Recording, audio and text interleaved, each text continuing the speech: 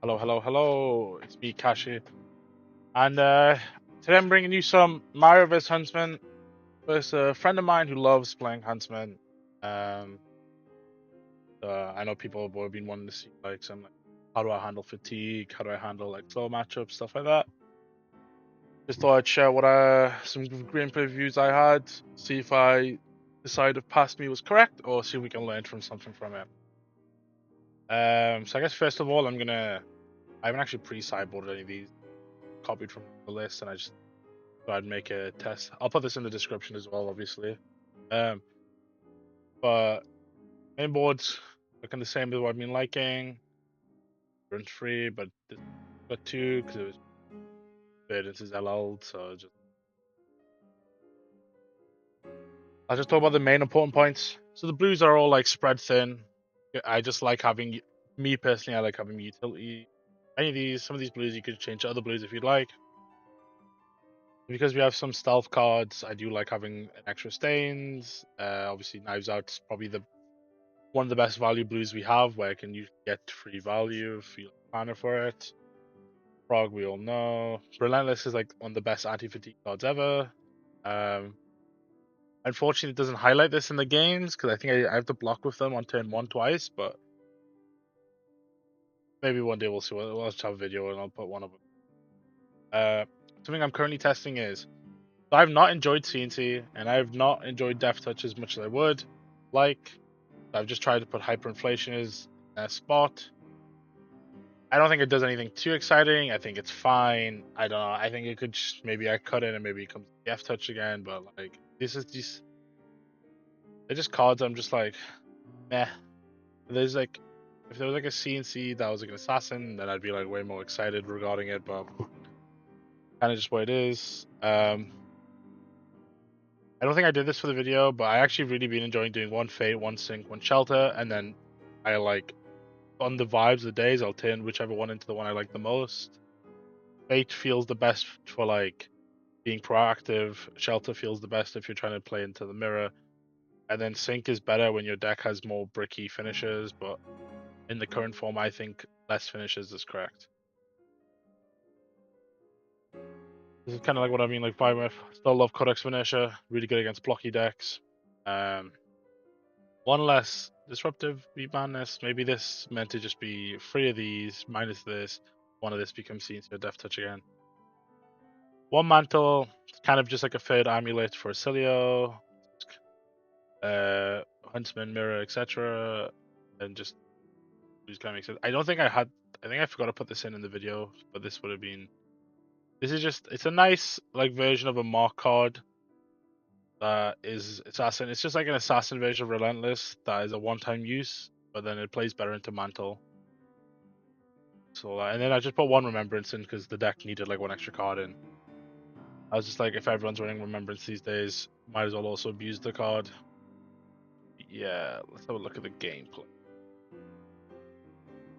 So if you want to pause at any point, I do like go through the sideboarding of how I went. This one I'm doing 66 cards where I've not put in the amulets, Widow, or Meat Madness because I just want my deck to be like smooth, smooth, smooth. And so my opponent hits me for one. It's probably always just going to be one, so I just block for one card. I like all the other cards in my hand, so I don't want to feel like I want to overblock. And then yeah, it hits me for 5. I'm not gonna block 8 because if they use one of their reactions on this, I'm okay with that. I decide I want tempo, so I decide Saver is more important than Toxin because if I was gonna use the Toxin I would have to then like pitch it for another cycle, get real value because I don't have a Stealth or a Graphene or a Kiss. So I would never get to this. I would have to pitch a red for this Toxin to feel better. And if I'm pitching a red for the Toxin to feel better, then it's gonna be like a weird turn cycle for me. And then yeah, I overpitched the red and the blue so I can go save a Codex. Should pause and see what I would do with the hand, but is what it is. I think I kind of remember this. I tried to I did this gameplay like 4-5 days ago. I tried to like keep it so it wasn't too fresh in my mind. So when we do the review the lines, see how it goes. So right now, I'm like, I think an important decision point here is, do I flick to draw? And I always flick. Because he's already marked. I want to have him on 0. And if I draw a reaction, it's just really good for me. Oh yeah, so this throw dagger was meant to be a Reaper's Call. So, as we can see, it's not. At the time, I just forgot about Reaper's Call existence. You know, when you sometimes just make a list. And you're just like, oh, I think I've put everything in. And then you remember like 3 days later, you're like, oh, this should be this card. Yeah, but Throw Dagger is fine with the extra Orb Weaver creators if you just want it as like a late game like finisher, or if you want to try and like deny prevention with it, it's kind of cute as well. But it's mainly just I think even if it was Reaper's Call, I would not get rid of it because I want to kind of keep the blue in my hand just in case. And then what we see here is, I'll see if, yeah, there we go. What we see here is we have a hand that just plays off a Widow. So I'm just gonna wait until my opponent hits me. So he hits me with pitch, blocked with a leave. I'm expecting Codex. I'm expecting my opponent to play Codex here. Or a CNC. Yeah, there we go. And I just let the Codex die because I don't have any good targets. He has good targets. My hand is funny functional where I get to go just 12 on hit draw. Oh, my opponent draws a hand that doesn't really like blocking. So we definitely know this 12's hitting.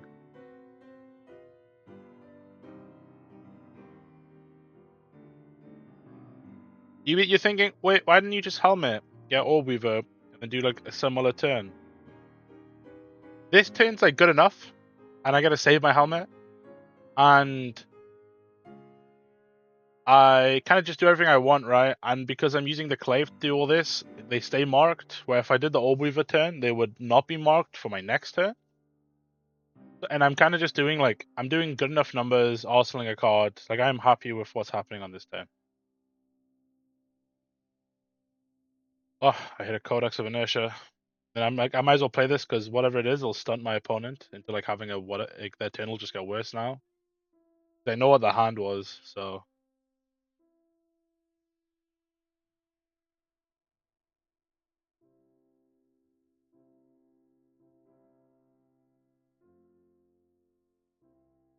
These hyperinflations being whatever text. See, now, obviously this turn would have been better if we did actually use the helmet last turn. Could have went helmet.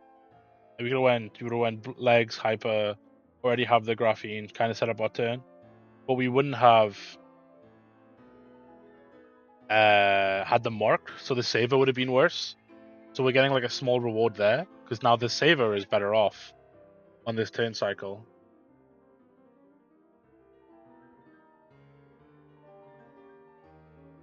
I was thinking of doing this turn of just like hyper, weapon, tunic on the react, and I was just like, am I overthinking this? Because if I hit him with the hyper, he loses the mark, and I don't get the draw, and I'm just like, I'm overthinking this. This is just a bad turn. Like, once again, if this hyper was a Death Touch or a CNC would have been bad. Death Touch we would have actually discarded. We would have kept the pain in the backside. This is plus value for a Death Touch in a hand.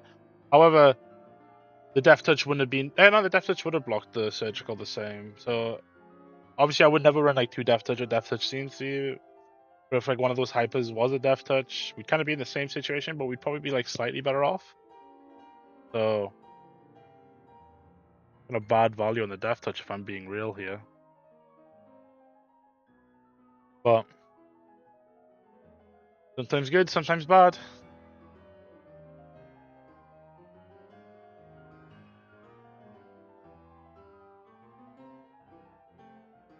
And now the Death Touch now the hyper is actually detrimental because we can't play it and then Codex him. So imagine we go pain the backside. He'd probably block and then replay the Codex, so we wouldn't get like max value off the Codex. It kind of works out. It kind of works out the same if our opponent would have blocked the pain. If they don't block the plane, we would have got to double juice them. So we had a chance to have a high roll situation, but that actually turned out to be like, on average, it'd be the same if they blocked. So we'll see what the card is.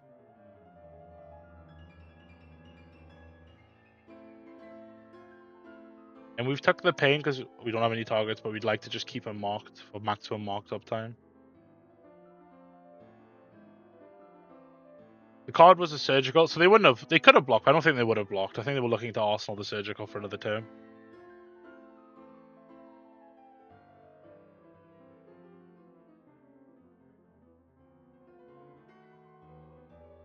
But then as you can see, all these codexes, we're just like chaining 5-card hands after 5-card hands. I think Arsenaling that D-React is a mistake, knowing our opponent's going to pass turn. And there's an argument that we should have just kept it in our hand.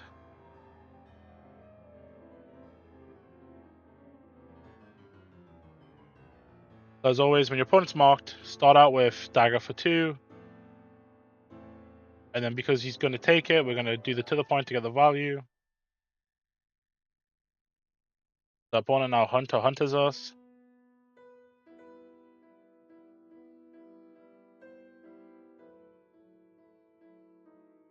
Funny enough, so this is when we had free fates.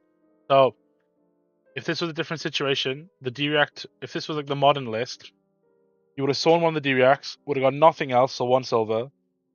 And then he would have we would have still had Arsenal bricked, but this is a weird situation where them hitting the fate has actually done a positive value to our turn. Because now we could play the Codex of Inertia if we want to try and like do more. And there's a good chance we might, because this Prognosis doesn't do much, but it does bait a card off him. So I think if we're trying to be gamblers, we go Codex and then weapon attack, and then ideally we've hit something from the Codex to use on our weapon. If you want to be like value engine value, we want to go Clave, Prognosis, Arsenal, the Codex, and if he lets the Codex hit, we can then play it. But I think we just want to try and go for max value, and then we hit a +3. With 2 resources, a dagger, we had like pretty much anything in our deck was playable except the D-React, but you just got rid of 3 of them. So it's very unlikely we hit that.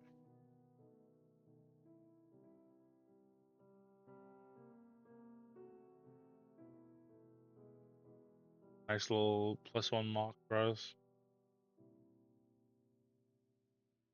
Oh, we actually did the bad order. I don't know if so we've been kind of pondering every turn via savers or codexes, so it just like we just had tempo. It's also another benefit of just running these extra cards.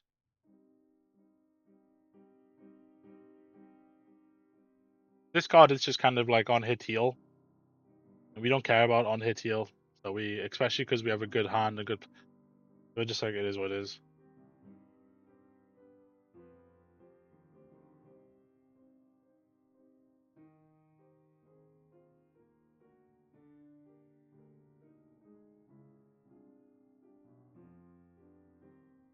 There's an argument that I'm meant to use the Orb Weaver here.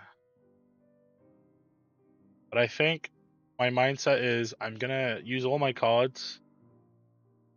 I'm gonna Arsenal the Orb Weaver and then flick the Graphene on the Leave No Witness for max value, which in all honesty is a greedy line. But I haven't seen any ripples yet, so I'm just kind of like, you could be on the assumption that this guy's not running them because some do and some don't. We have to like gauge information from your opponent.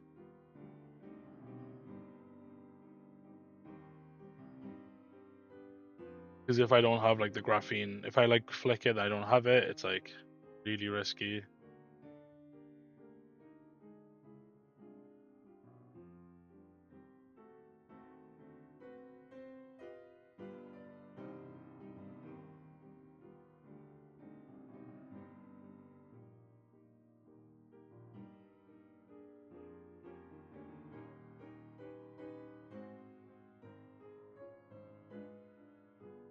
Yeah, like, no, I don't see any. I'm like, I'll cash in 1 value. 1 value means a lot in these slower games.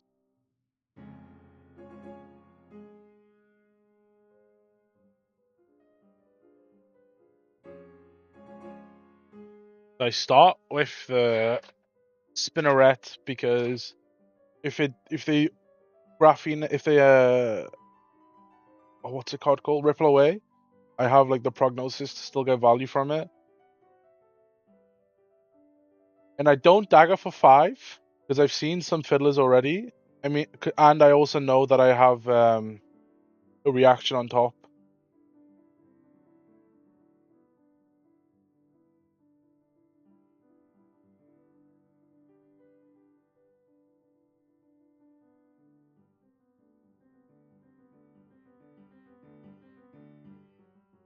There's the ripple away. They sunk into it, is what I remember they're telling me. So I played a fire there and I almost got horrendously burnt. And here's the leave no witness, we know. I don't actually care about this card too much, but my hand doesn't really play in a way that makes me happy. I think I'm just going to go for like a very consistent line of kiss, give it go again, hit with the graphene and flick. And then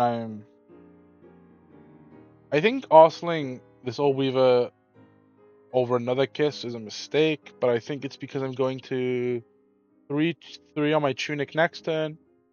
So I'm happy to just tunic graphene.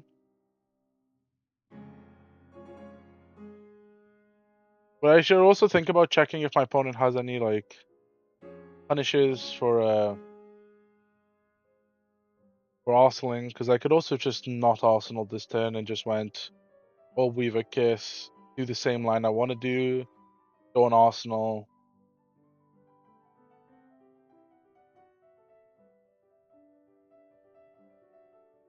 Yeah, just to go again, get value from the dagger. This coming in for free is just really nice.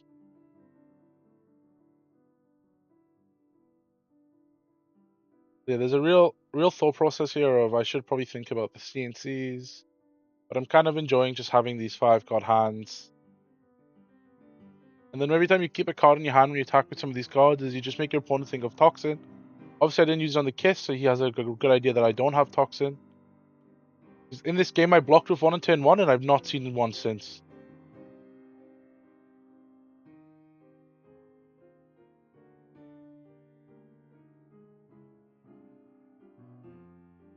So now that we know he has Ripple Away, we feel a lot more anxious using our Orb Weavers after flicking an Orb Weaver. So we're going to just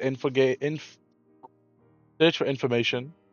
So I'm going to do Clay for 5.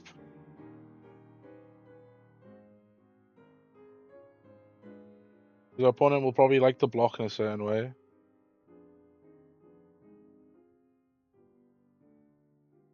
So yeah, they block us out. And then I do Pain. And then a Pain. I see the Ripple. And now that I've seen the Ripple, I feel way more confident just flicking. So if I didn't see the Ripple, I wouldn't have flicked. But now that I've seen the Ripple, I get to resolve this Orb Weaver for 4.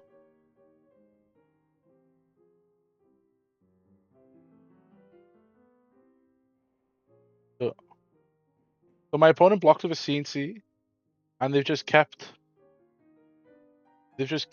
another card in their hand.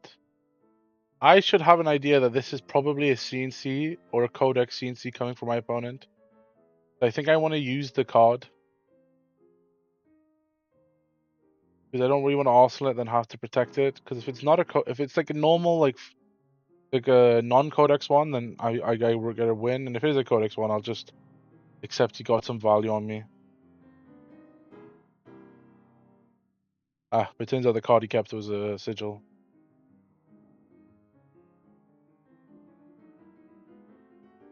And then, we mark our opponent here. Very lucky.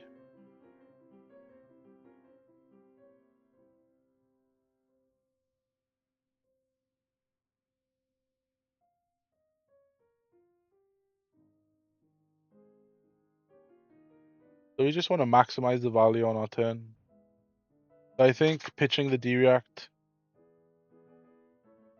to go for 6, go again, means that I'm probably going to do at least like a 6 and a 3. where he takes some damage, or I do 6, he blocks 6, and then I do 4, and then I can do 4 into a codex. So I'm just trying to get value from every card right now. Because his hand also just sucks, right? So he's really inclined to block with me. Like if his hand was like playable, I would think about playing differently and like making him more anxious and have to block with the cards he doesn't want to block. But because he's happy to block, I give him easy to block numbers just to get through this turn cycle. And then if I get anything premium, I'm just over the moon. Yep. I go, okay, I've got your flick knives. This is great.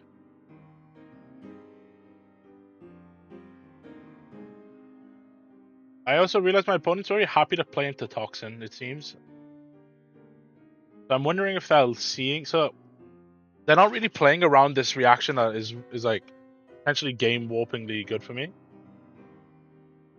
So because of this, I wonder if they've seen the toxins. So I'm sat here thinking, oh, well, it's a surgical, right? Your opponent's hitting you for surgical. Surely you block surgical. However, what if... Does he bottom deck the card, by the way, right? So we're information gathering. I actually haven't been talking about this. So obviously, there's the mind game of when your opponent, if the Huntsman opponent, puts stuff on the top or the bottom. So my opponent, he played the surgical, and he put the top card on the bottom. So what does that mean? That means the card wasn't that good, and now it's a random card in my deck. That means it's a higher chance it might be a toxin, which is kind of scary. But it's also like, if the card is random, it's just a bad card or a blue. None of the cards in my hand I need to function, right? Like I don't need any of these cards to make my hand playable. So what if I just don't block? Because Flick Knives is very important, Tunic is very important. What does he get? He gets like silver potentially. And then silver equals like 2 life, which is like good for him, but I don't mind him gaining life right now. I just need to make sure like I have my ways to like finish the game. I just say no blocks. Random card. Let him choose one of these one of these cards in my hand.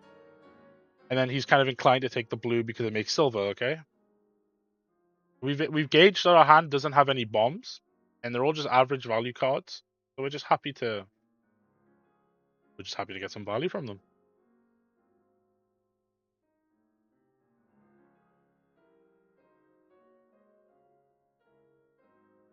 And then he decides on the silver. I'm like, it's great for me.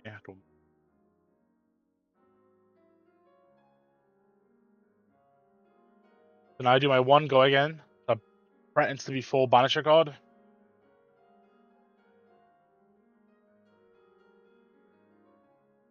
Potentially 7. So he blocks 3. I think about it for a sec. I'm like, okay, if I discard and he like banishes, I don't actually gain too much. I'll attack with pain. He says no blocks. I'm like, that sounds good to me. Go take 4. Any damage I do now is worth more than like anything else. That's why the disruption of the hand didn't matter too much to me. And I was just like, I'm trying to go for pure numbers at this point in the game. I'm gonna do this, and if he blocks, I'm gonna discard, and if he doesn't block, I can think of something else. So him going to 7 here is like insane now, because now this pick up the point presents lethal. So why does this random go again attack present lethal?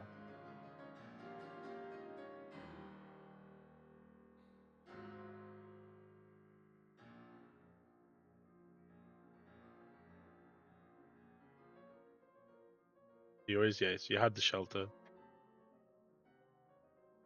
If I discarded, given if he like discard his shelter, play his shelter, we're just gonna get the card that makes him pass turn. Nothing too interesting about that.